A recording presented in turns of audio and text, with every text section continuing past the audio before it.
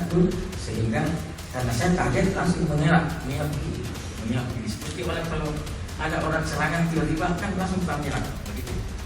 Jadi tidak sengaja.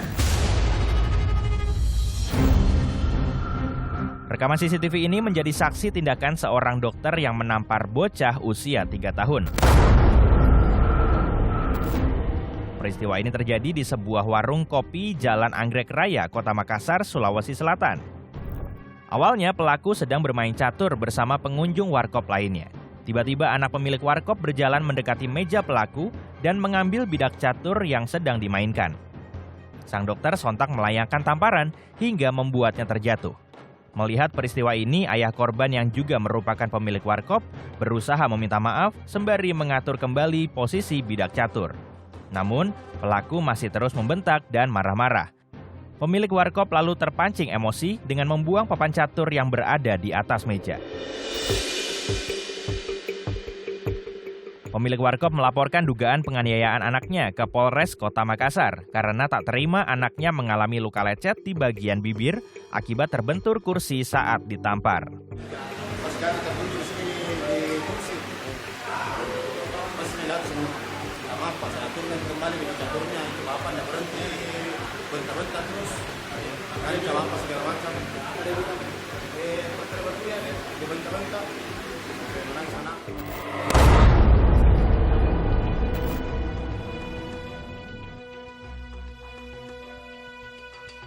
Setelah melakukan olah TKP, memeriksa sejumlah saksi dan mendapati hasil visum, polisi lalu menetapkan sang dokter sebagai tersangka. Dalam kesaksiannya, tersangka berkilah bahwa kekerasan itu bentuk refleks dan ketidaksengajaan. Jadi ini secara refleks, jadi karena kita asik mencabut, tiba-tiba ada tangan masuk menghapus. Jadi bukan satu pion.